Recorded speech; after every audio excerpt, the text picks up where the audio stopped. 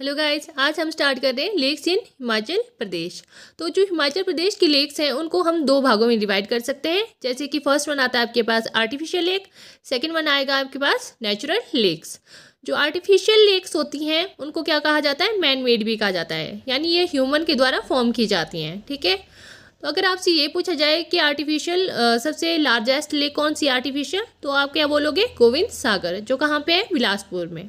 तो कुछ यहाँ पे मैंने बता रखी हैं और कुछ हम डिस्ट्रिक्ट वाइज कवर करेंगे। जब हम डिस्ट्रिक्ट वाइज कवर करेंगे तो हम कुछ वहाँ पे पढ़ेंगे। ठीक है, तो आपकी जो मेन आर्टिफिशियल लेक्स हैं वो मैंने यहाँ पे लिख के रखी हैं। जैसे फर्स्ट वन आपकी चमेरा लेक। चमेरा लेक आपकी रावी रिवर पे बनी हुई है और ये कहाँ पे, चंबा में।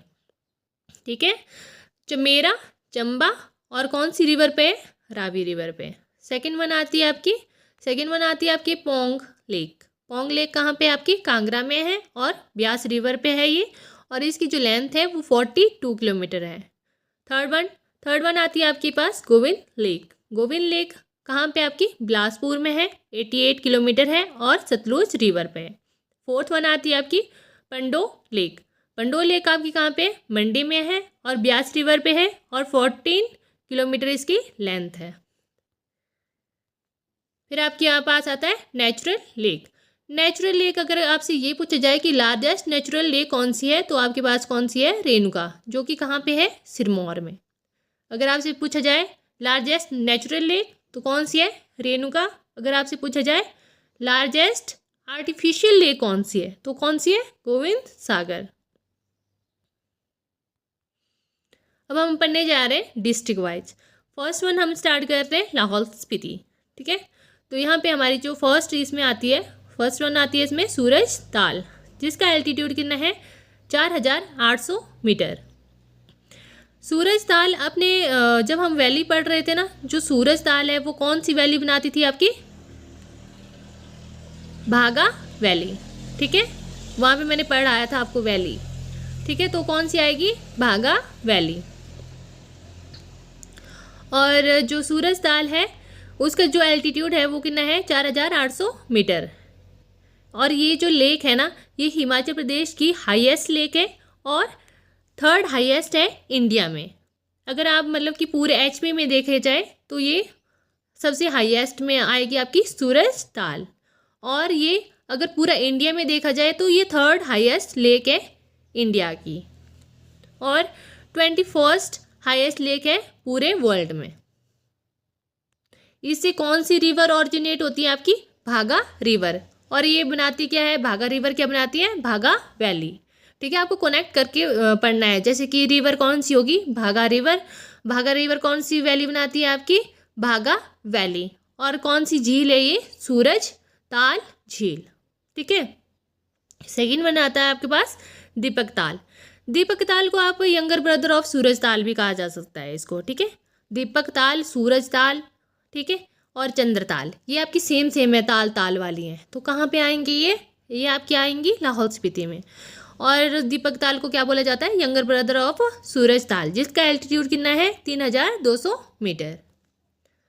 थर्ड वन आता है आपके पास चंद्र ताल। जो चंद्र ताल है वो कहाँ पे, यहाँ पे जहाँ पे लाहौल स्पीति और लाहौल और स्पीति की बाउंड्री है ना, जैसे लाहौल स्टार्ट होता है, ये ख़त्म होता है, और स्पीति कहाँ होती है, स्टार्ट होती है। ठीक है, तो वहाँ पे क्या है, वहाँ पे ये चंद्र ताल है।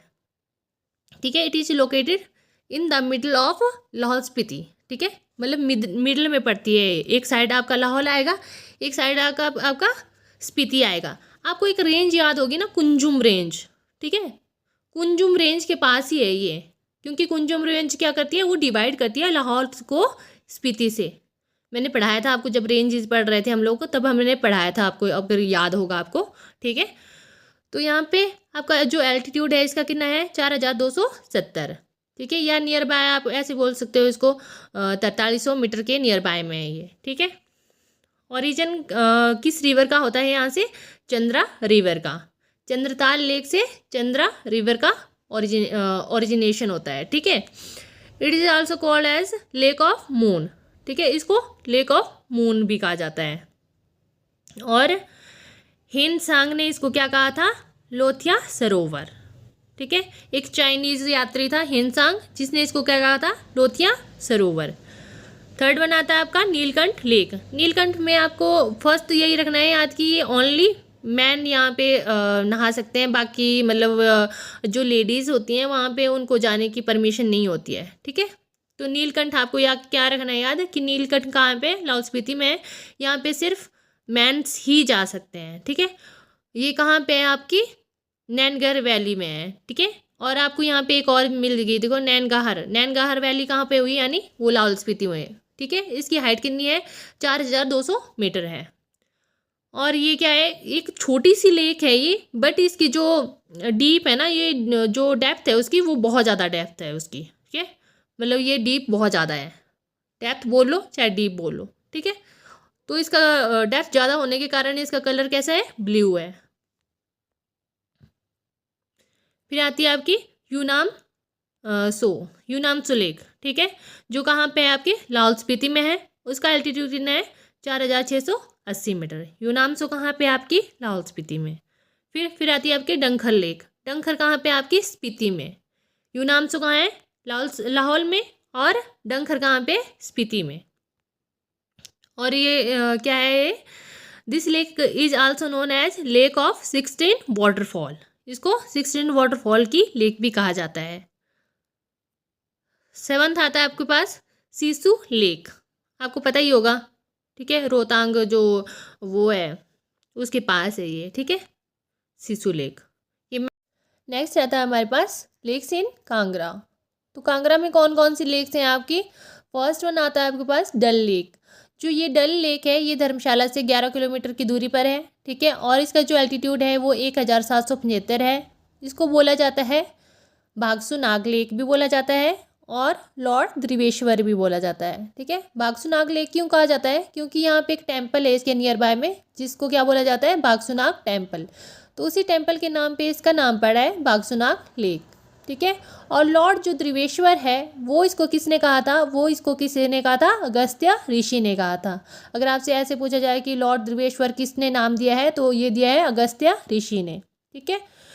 तो सेकंड वन आती है आपके पास करेरी लेक। करेरी लेक का जो एल्टीट्यूड है वो कितना है, 3048, ठीक है। नेक्स्ट वन आता है आपके पास पोंग लेक। ये हमने पहले भी पढ़ी थी ना, आर्टिफिशियल लेक में भी पढ़ी थी, ठीक है। It is made on the Beas river, और ये क्या है, आर्टिफिशियल है, ठीक है। और जो इसकी लेंथ थी ये थी 42 किलोमीटर। और इसको 1983 में क्या बोला गया था, बनाया गया था, अभ्यारण्य बनाया गया था।